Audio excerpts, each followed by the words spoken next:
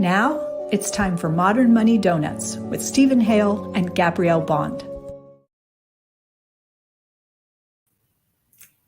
Hi everyone, welcome to Modern Money Doughnuts, a show about ecological economics and modern monetary theory.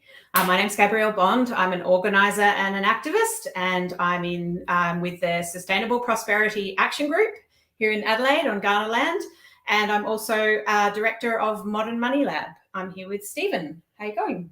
I'm going well, thanks, Gabby. Yeah, hello everybody. As I always say on this show, I'm an adjunct associate professor at Torrens University, Australia, an economist with Modern Money Lab, working alongside Gabby. Gabby's going to introduce our guest today. Yes, we're very honoured today. Our guest is Associate Professor Mark Diesendorf. He's from the University of New South Wales, and he's an expert in renewable energy and ecological economics, and author of this excellent book.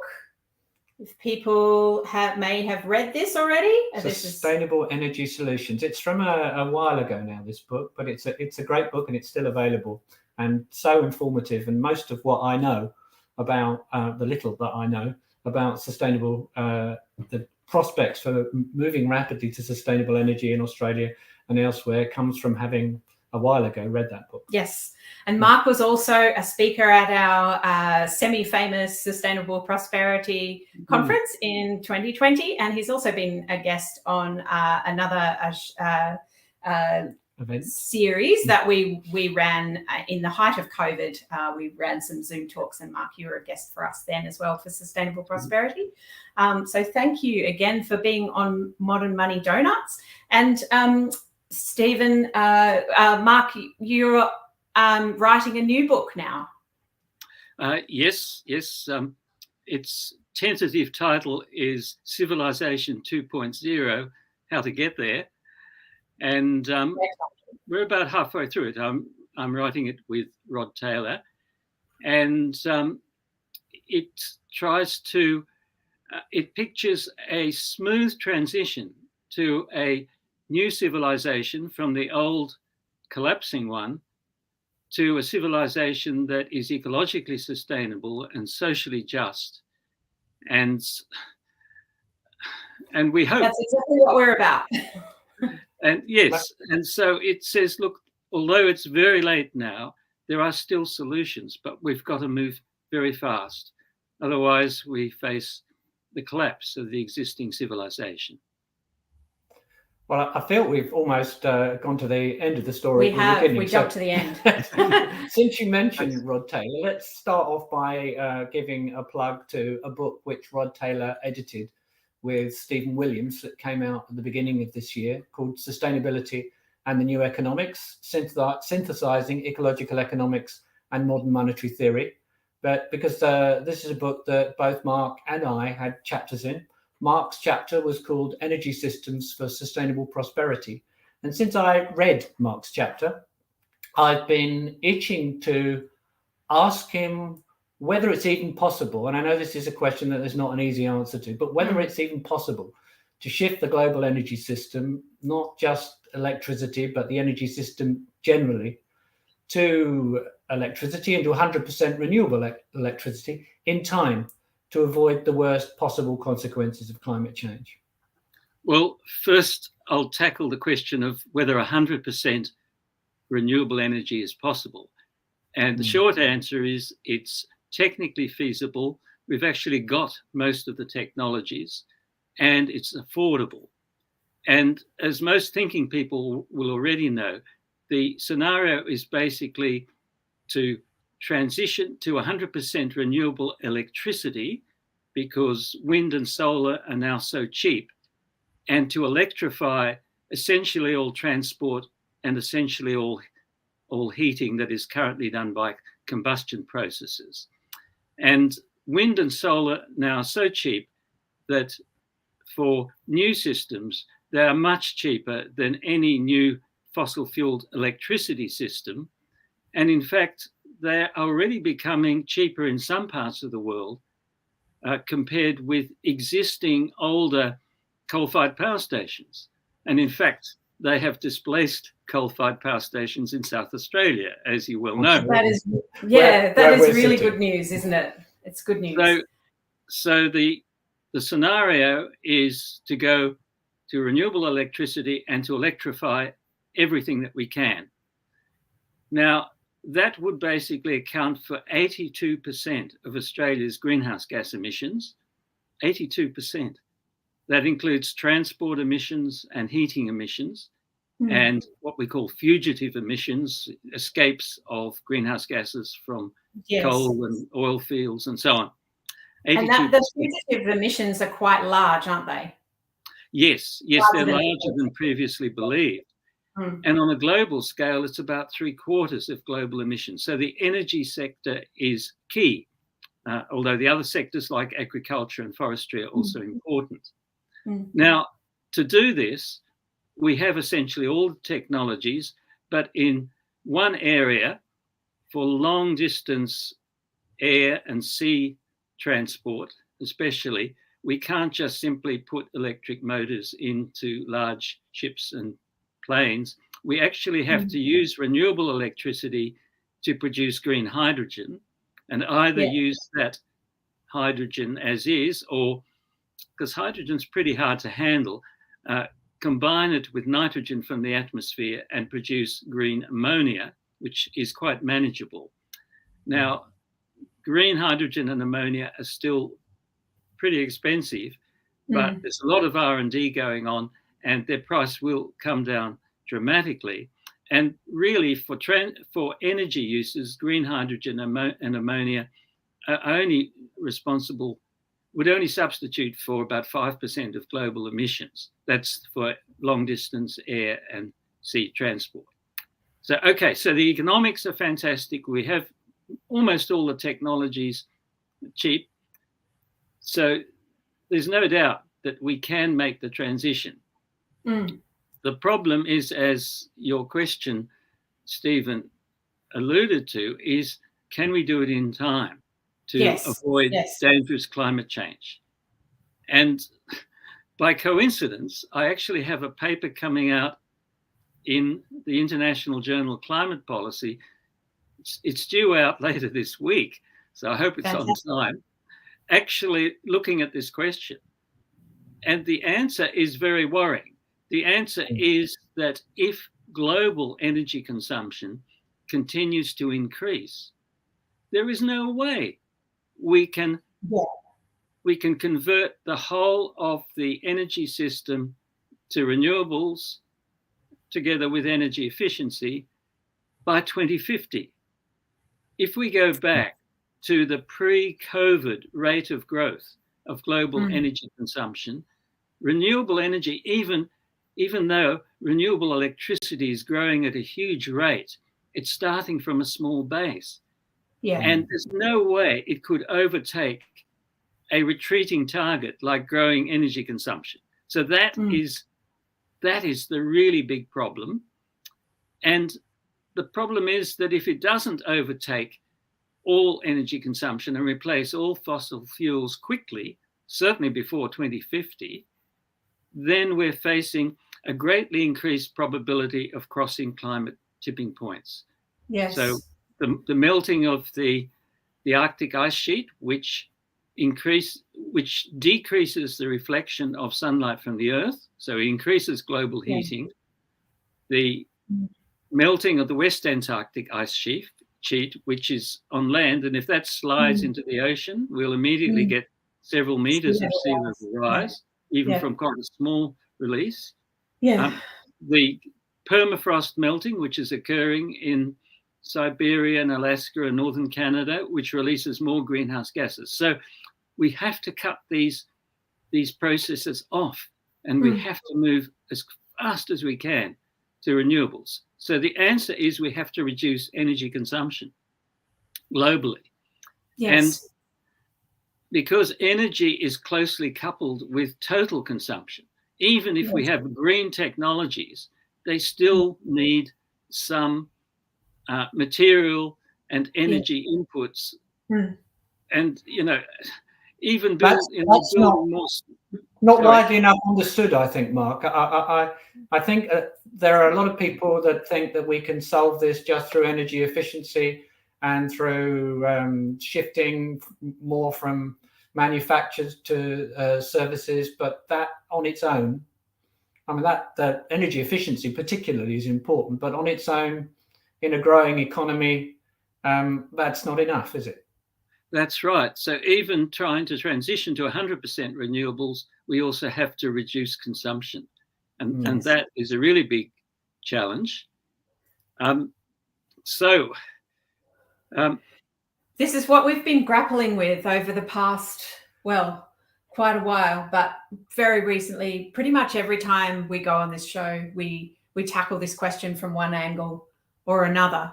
And I think when you're looking at the intersection of modern monetary theory and ecological economics, which is what your book is about and what our show is about and what we work on pretty much every day, we do come up against these really big questions. And for people listening, it's great to know that there is solutions, but we have to start thinking about radically changing the way we operate as a country and as a world.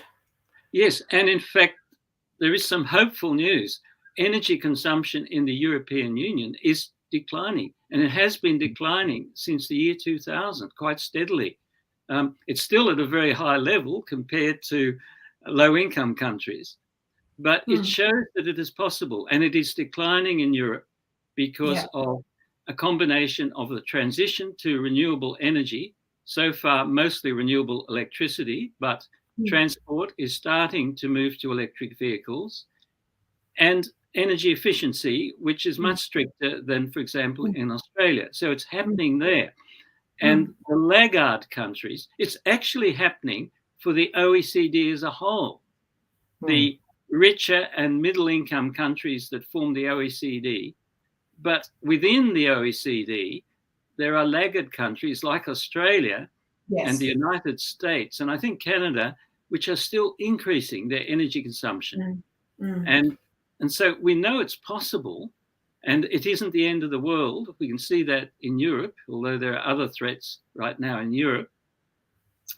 But those European economies are still growing. So what you're talking about there, Mark, is a degree of I've forgotten the word now, absolute decoupling. Decoupling, yeah. But the question is, I suppose, whether we could achieve sufficient absolute decoupling for a growing global economy to exist alongside zero net emissions and a stable climate.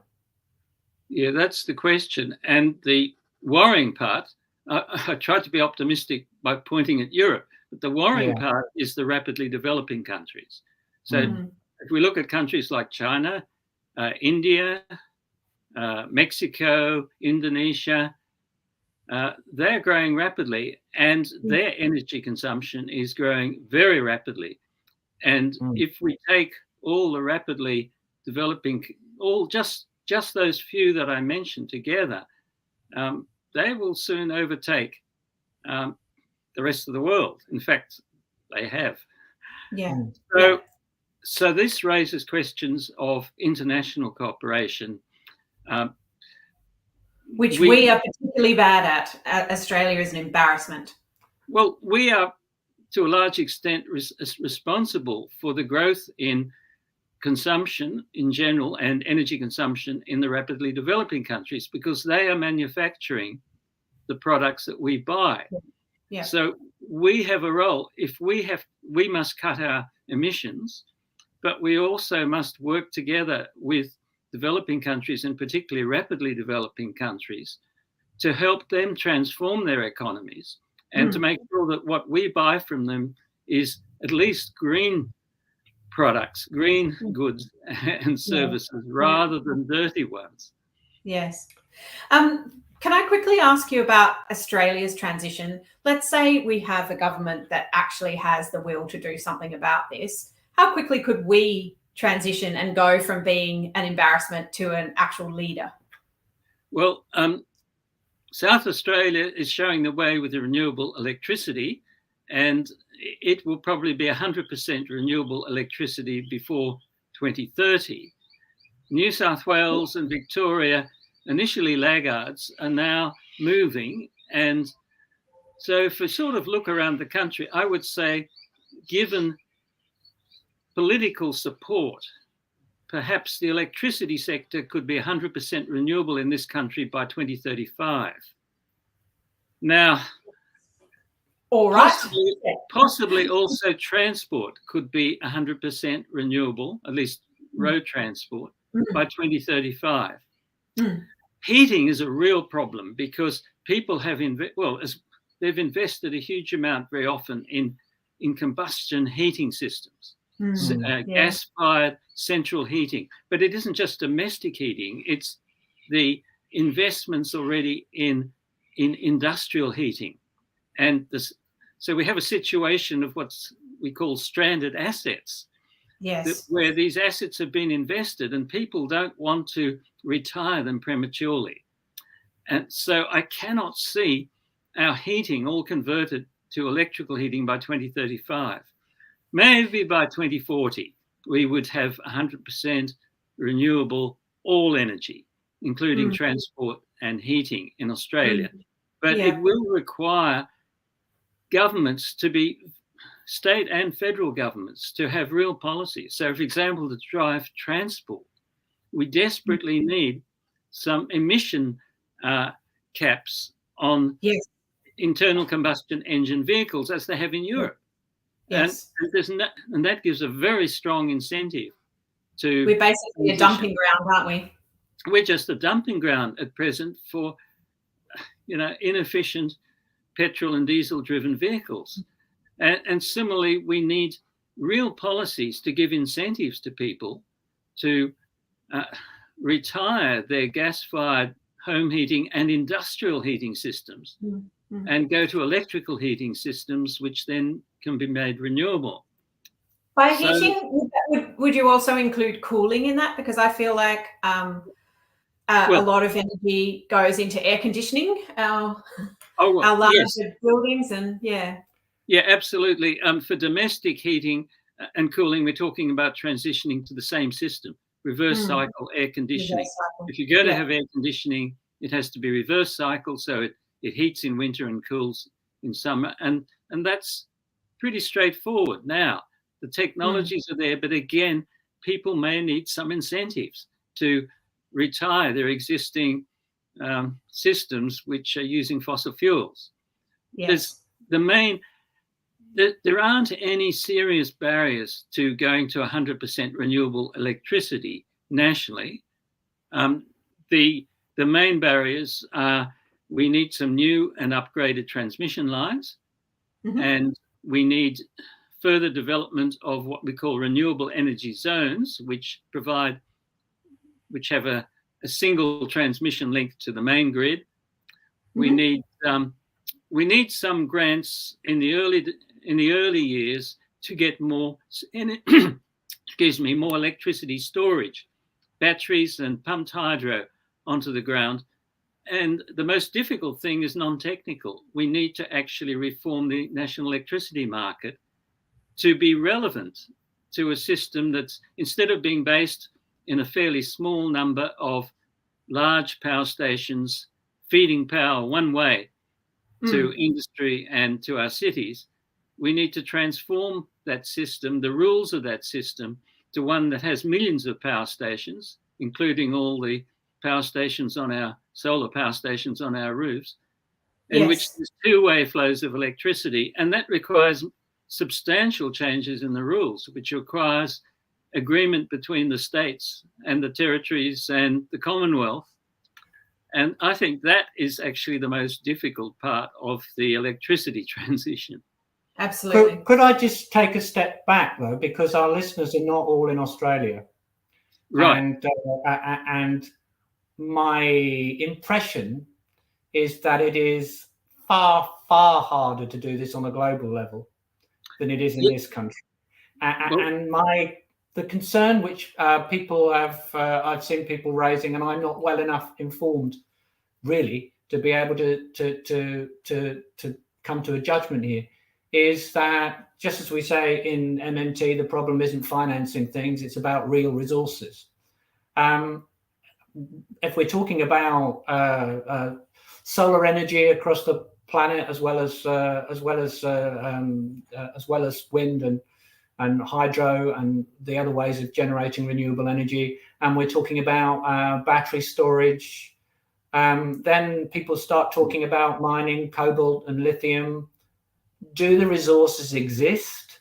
And if Mark Diesendorf was the global dictator and was in a position to organize a transition globally to renewable energy without triggering other planetary boundaries, is it even technically possible?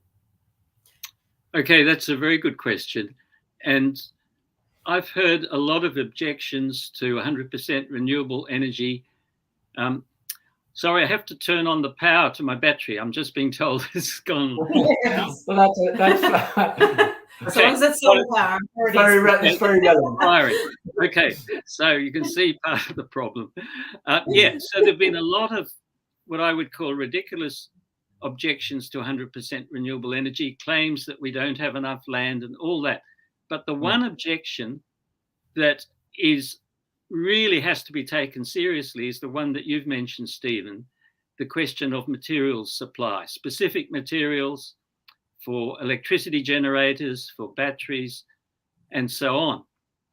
And my understanding is that at present, if we do nothing, if we just build renewables, we'll run out very quickly. Within a few decades, we'll run out of some key materials. Fortunately, the problem is being at last belatedly recognized. So we are starting to see for the first time in this country recycling of solar panels. But we need to go beyond recycling to redesigning not just solar panels, but generators and batteries and other bits of technology, redesigning them so they can be easily recycled and the parts reused and the key minerals can be extracted. So they have to be designed for disassembly. Now, the other optimistic thing is that at last there's starting to be serious research and development. Well, there has been for some time, but now it's becoming really serious on substitution of some of the key materials which are likely to be used up very quickly. Now, we don't have a problem with lithium for the next few decades. Australia's full of it. But with many of the other materials, they have to be substituted, particularly with some of the other elements of batteries and generators and so on. And now we are starting to see common substitutes coming in to replace uncommon materials. So I'm feeling that it is possible. Yes. But this is the only serious challenge, in my view, to 100% renewable electricity, apart from the power of the fossil fuel industries, their political power. And that is something that I hope we can discuss a little bit, and how to actually reduce their power. I would love to spend some time talking about that. We may go over time a little bit if we start, but I agree. I think this is the most important question because as you so clearly expressed, we have the resources, we know what to do, we are just up against this, well, what our colleague and friend Scott Ludlam refers to as the captured state, where both the major political parties are deeply enmeshed in the fossil fuel industry. And you could say that about the US too. You could definitely say that in regards to Democrats and Republicans, and with our leaders being, and our processes of decision making being captured by those very powerful forces and industries. We've got to figure out ways to break that power. And absolutely, and we have those ways. And people are beginning to talk about them, mainly because they're concerned about corruption and the destruction of democracy. So we need to have a Federal Integrity Commission. Absolutely. We need to stop the revolving door where ministers and ministerial advisors have jobs waiting for them in the industries that they're supposed to be managing, and where their chief political advisors are coming from those industries. The situation where our current Prime Minister has his senior advisors coming from the Minerals Council of Australia. And this runs across, this corporate capture of the state is now very powerful, and it needs to be resisted. We need publicly funded elections. We need to make sure that someone can't come in and spend $20 million distorting the democratic process. And that's what's happening right now. So we have to attack these driving forces and weaken them. We have to reduce the power of corporations to mine anywhere they like against the wishes of traditional custodians of the land and those who are actually property owners.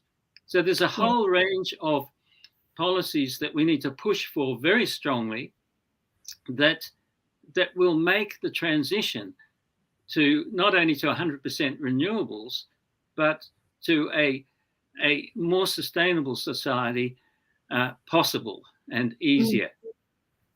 And is this going to be part of your new book, Civilization 2.0? Oh, yes, we have a chapter on state capture, corporate capture of the state. But we also need policies. If I come back to energy now very briefly, we also need policies that go outside the energy sector to reduce energy consumption and consumption in general. And the carbon price is obviously part of that. But more seriously, we do need global caps on resource uses of various types. And we need to recognize that the biggest emitters of greenhouse gases in the world are the rich. They're rich individuals, and they are rich countries like Australia. And so we need to fight for a wealth tax and an inheritance tax. You see, I'm talking heresy now, but this is the fact that the world's rich, depending on how you define that, and we're not talking about billionaires here, we're just talking about people. Many countries have inheritance taxes. It's really, it might be heresy in Australia. It's not, I mean, even the UK has an inheritance tax. So we need policies to reduce, as we discussed earlier, consumption in general, as well as energy consumption. We need a job guarantee for all who want paid work and can't get it. We need a shorter working week, because if we apply our policies correctly, there may be less work around. Apart from the essential work that the job guarantee people can do during periods of recession. And more broadly, we need increased government expenditure on a whole range of things. And again, this is a challenge to neoliberalism. So we need to spend more money on health, on education, on housing, public transport. And I mean, what we're really talking about here is we need a system of universal basic services to and this. You won't find any disagreement with us there, Mark. And let's not forget that people who are in poverty and are struggling to even think about, next week, let alone 2035, are not able to make the kind of choices that we're talking about that everybody needs to start making. So we can't expect people to act in their individual lives if the system is set up to make it hard for them. Individual actions are great, but that they won't do enough without governments in rich countries, well, not just rich countries, but big economies as well, like China, but rich countries like the US and the European Union and here too. Without the governments, it's very difficult.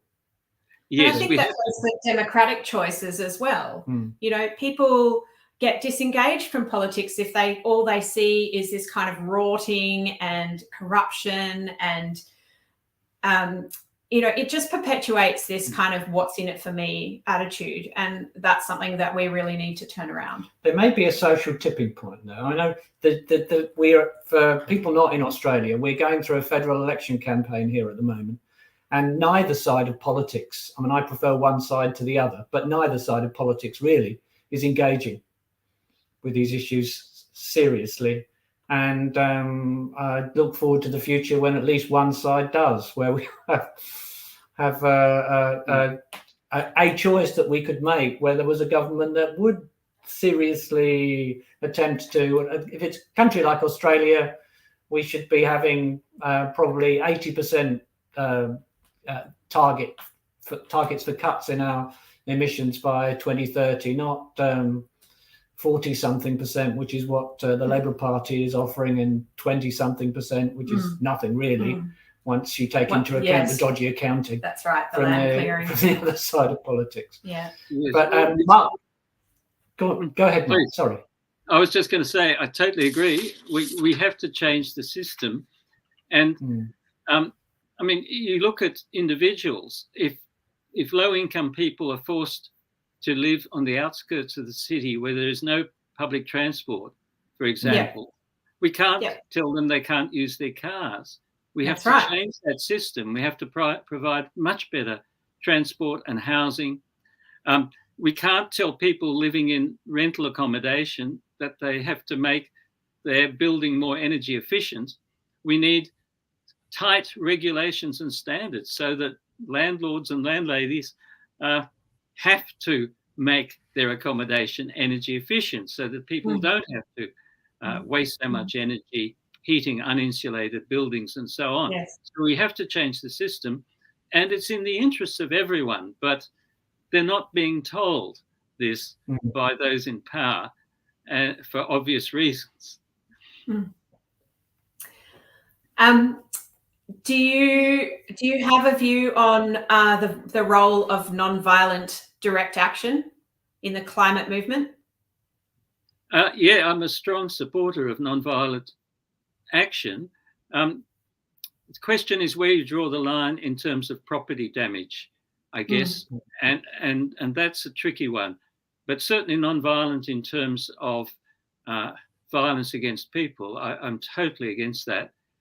I guess it's a pragmatic thing that violence against certain property will alienate the movement.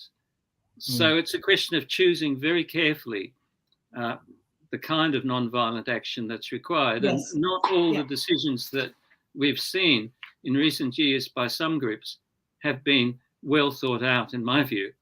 And so it's a tricky area, but there is a role for non-violent direct action, and there is a role for property destruction of the right that doesn't affect millions of people, but property destruction. Oops, I'm going to be probably getting an ASIO file now. But I'm sure you've probably got one already, Mark. I asked because recently I've been following on Twitter. There's been a global scientist rebellion, and in London and Paris, and also in the US, we've seen over 1,000 scientists arrested for blockading and gluing themselves onto, for example, banks or roads or other. They've basically sacrificed their liberty and autonomy to try and get a message across. And I think people are taking notice. It's not been widely reported by news media. That's true. Suffering. The Guardian in the UK, although we had the excellent Randeep Ramesh on as a guest, the Guardian in the UK has not reported on it as yet, as far as I know.